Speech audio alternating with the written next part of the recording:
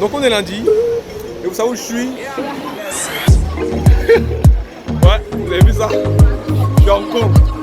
Bon, vu que la ville fait énormément de bruit et qu'il y a beaucoup de gens, je vais aller dans un parc pour faire la vidéo. Alors, ça y est, je suis arrivé dans un endroit où normalement vous m'entendez un petit peu mieux. Donc, les gars, aujourd'hui, je voudrais qu'on parle d'un des secrets de la réussite. Et quand je dis un secret de la réussite, je parle de la réussite au sens large. Et pour parler de ce secret-là, je veux qu'on parle d'un jeune con, d'une grosse tempête et d'un archer. Alors, l'atteinte d'un objectif, c'est jamais aussi simple que sur le papier. On l'a vu dans les précédentes vidéos, des fois la vie, elle vient être cogne. Il y a beaucoup d'imprévus, beaucoup de choses que tu n'as pas voulu, qui malgré tout t'arrivent. Et donc, quand on ne parvient pas à atteindre ses objectifs, il est normal d'établir une liste des éléments bloquants. Par exemple, moi, en 2010, donc quand j'avais 20 ans, j'ai quitté la fac d'audiovisuel pour créer ma première boîte. Donc j'étais très content. Waouh, 20 ans, tu fais ta boîte et tout, machin, j'envoie les factures et tout, c'était génial. Et j'ai fermé la boîte en 2010. Et donc on m'a dit, mais ça avait l'air de marcher, pourquoi t'as fermé la boîte? Et là, j'ai donné ma liste. Mon profil était trop junior, donc les clients me faisaient pas confiance, fallait reprendre les cours, ma copine me soutenait pas, le RSI m'avait pris beaucoup trop d'argent, mon client le plus fiable m'a lâché. Bref, il y avait beaucoup de choses sur cette liste-là, mais il y avait un truc qui n'y apparaissait pas. Moi, je m'étais pas mis sur la liste comme raison de mon échec, je m'étais pas mis dessus.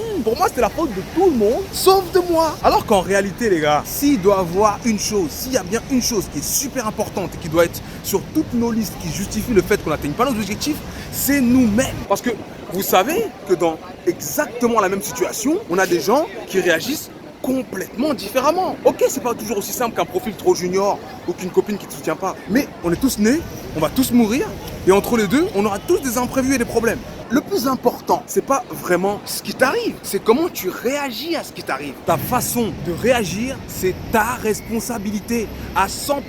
C'est personne d'autre qui réagit à ta place. C'est toi qui réagis. T'adapter face à tes obstacles, c'est ta responsabilité. C'est ton but, ton chemin vers ton succès à toi. Et ça, tu peux faire ce que tu veux, personne ne peut te l'enlever. Ta façon de réagir aux choses qui t'arrivent, c'est toi tout seul qui décide. Tu vois, il y en a des fois, leur conjoint les quitte et ils tombent en dépression. Il y en a d'autres, quand leur conjoint les quitte, ils se transforment, ils deviennent la meilleure version d'eux-mêmes, au point que le conjoint vient en rampant. S'il te plaît, accepte-moi encore. S'il te plaît, laisse-moi revenir. C'est toi qui décides comment tu réagis aux choses qui t'arrivent. Effectivement, les choses qui t'arrivent sont pas belles. Mais ne pas accepter ta responsabilité, c'est renoncer à te sauver, renoncer à ta capacité à te sortir de là. C'est pour ça qu'il faut accepter ça comme sa responsabilité à 100%. Tu sais quoi, écoute un peu l'histoire de Ronnie et Jimmy.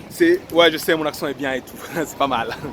J'aime bien. En tout cas, Ronnie et Jimmy, c'est deux commerciaux qui font du porte-à-porte. Ils habitent dans la même ville. Et un matin, il y a une tempête qui explose. Bam, bam, bam, bam. Ronnie, il se met en face de sa fenêtre et il se dit, waouh, quelle tempête de malade. Dans ces conditions-ci, ça va pas être possible pour moi d'aller bosser. La tempête est trop terrible. Jimmy, lui, il se met dans sa fenêtre et il dit, waouh, quelle tempête de malade. Dans ces conditions-ci, il faut absolument que j'aille bosser. Parce que là, c'est sûr que tout le monde est chez lui. Les opportunités se cachent derrière les problèmes. Le coup de la tempête, c'est un super exemple. Ça te permet de voir que parce qu'il y a un problème, derrière il y a une opportunité. C'est exactement comme ça que le voilier est né. Les bateaux, avant c'était des pirogues, il n'y avait pas de voile. Le vent soufflait, les bateaux tombaient, les gens tombaient dans l'eau parce qu'il y avait du vent, les vagues et tout ça. Et puis un jour, on a foutu une voile, on s'est servi du vent pour transporter des choses beaucoup plus lourdes, beaucoup plus loin et beaucoup plus vite.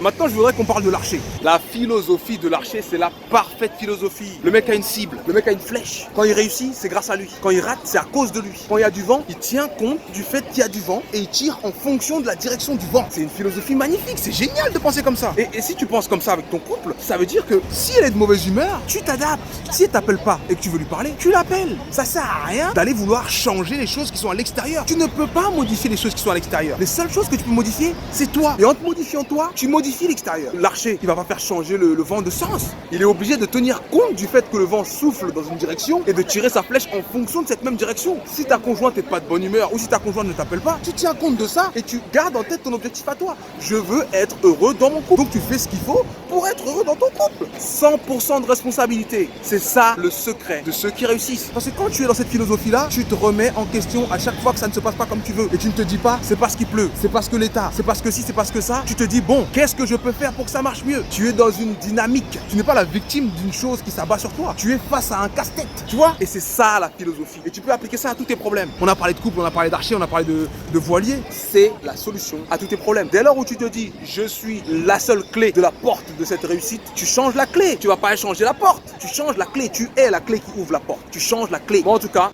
j'espère que vous avez saisi le message de ce lundi-ci.